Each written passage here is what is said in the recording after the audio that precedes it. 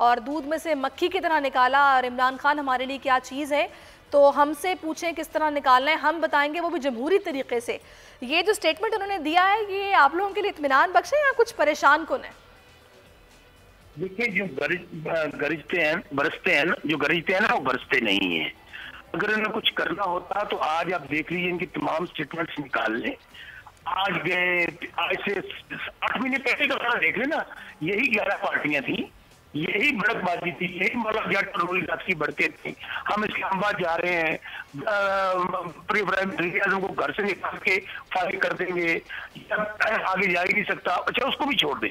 अभी कुछ दिन पहले जब गिलगित बल्तिस्तान का इलेक्शन था, आप इनकी स्टेटमेंट है, हम इनको दिसंबर नहीं गुजरने देंगे, जनवरी में चला जाएगा। लेकिन गुजारिश ये है कि ये इस वक्त जितने भी लोग हैं, इनका कोई ना तो नजरियाती इत्तेहाद है, ये सब एक दूसरे को धोखा दे रहे हैं, मुफादात के ताबे कटे हुए हैं। क्योंकि असल इशू ये है कि इनका अवामी इश्यूज नहीं है। इन्होंने जब देख लिया कि माजी में होता था कि ड्राइंग रूम में बैठ के प्रेशराइज करके रात के अंधेरों में एनआरओ हो जाते थे, बारी तेरी बारी फिर साड़ी बारी, 5 साल मुकम्मल कर लेते थे। अब इन्होंने जलसा जुलूस भी कर लिया, में भी रात के अंधेरे में भी सारा कुछ करके देख लिया। मोहम्मद जुबैर साहब भी नाकाम हो गए। असल इशू ये है, इनको पता है कि इमरान खान के होते हुए हमारी करप्शन जो मेन इशू है उनको जान नहीं छोड़ सकते।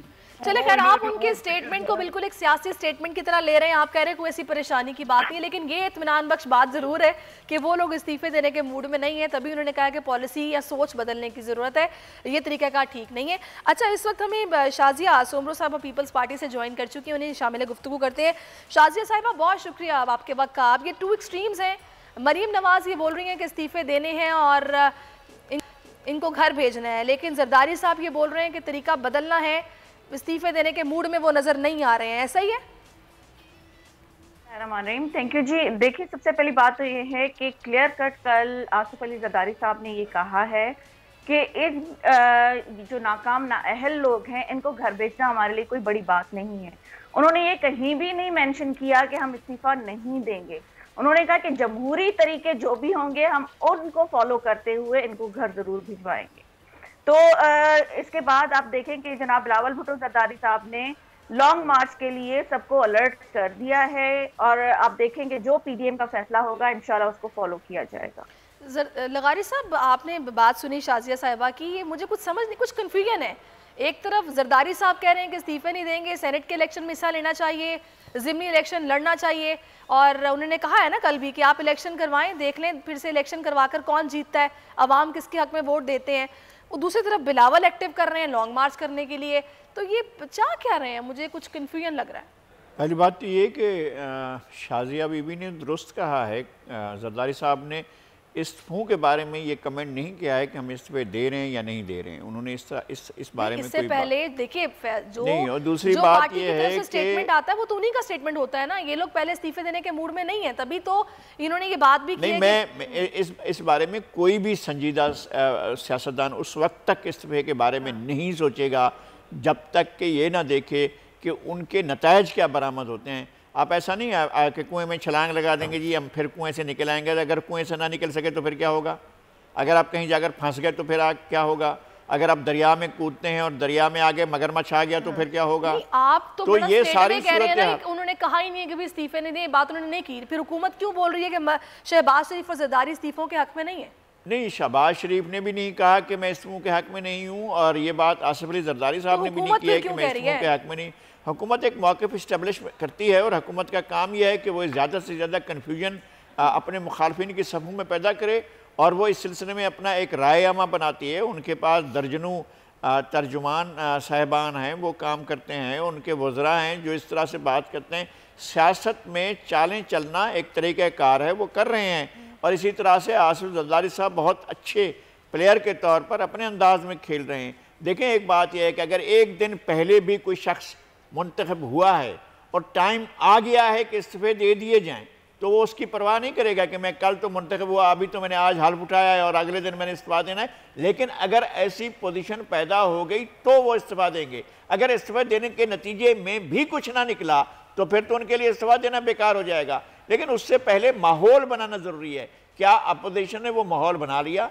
क्या अपोजिशन ने पाकिस्तान में ऐसा माहौल पैदा किया है कि जिससे लगे कि हुकूमत डामाडोल हो गई है? क्या लोगों ने हुकूमत के साथ अपना ताउन ख़त्म कर दिया है? क्या लोगों ने जो है वो बिलों की अदायगी ख़त्म कर दी है? क्या लोगों ने कोई सिविल नाफरमानी की तहरीक का साथ दिया है? क्या लोग सड़कों पर आ गए हैं? क्या लोग गलियों में आ गए हैं? क्या लोग जो हैं अब हुकूमत को मानने को तैयार नहीं है? ये सारी सूरत हाल अगर पैदा होगी है तो चलें भाई, अब आखिरी धक्का है, इस्तीफा भी दे दो, कोई मसला नहीं है। तो अब ऐसी सूरत हाल जब है नहीं तो फिर कहाँ से इस्तीफा दे देंगे? सही। चलिए शौकत बसरा साहब, एक और पॉइंट जो कि कल मरियम नवाज की तरफ से उठाया गया कि पहले बिलावल मर्दान के जलसे में नहीं आए तो आप लोग खुश हो गए, खुशी से छलांगे मार रहे थे इमरान खान कि हाँ इनका इत्तेहाद जो है वो टूट गया है, कमज़ोर हो गया है, और आज फजल रहमान नहीं आए। लेकिन उनका बताने का मकसद ये था कि देखिए हम साथ हैं। लेकिन सवाल वाकई ये खड़ा होता है कि मौलाना साहब का ना आना इससे इंपॉर्टेंट क्या हो सकता है कि वो इतना मोमेंटम गेन करने के लिए एफर्ट्स कर रहे हैं और इस जलसे में ही नहीं आए?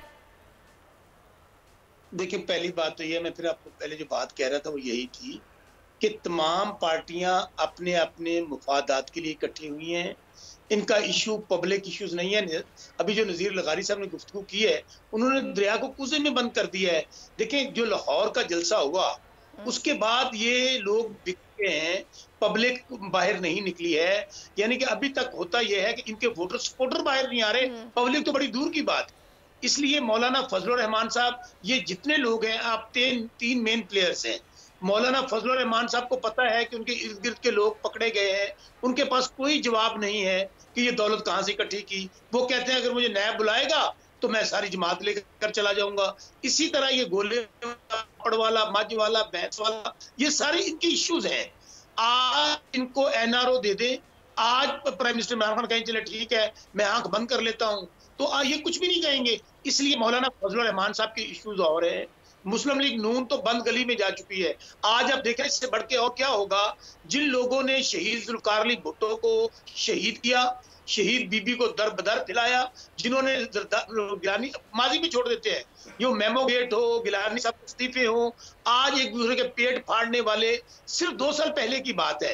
इनको इनके अपने मसाइल ने इकट्ठा किया है। ये समझते हैं कि अगर हम इकट्ठे होंगे हम प्रेशर डेवलप करेंगे, और बार बार ये अब इस अंदाज में ये चले गए हैं कि ये इदारों के सरबराहों के नाम लेना शुरू हो गए हैं। तो इससे बढ़कर इनकी फ्रस्ट्रेशन और कुछ नहीं हो सकती। सब्सक्राइब करें और बेल दबाएं ताकि कोई खबर रह न जाए।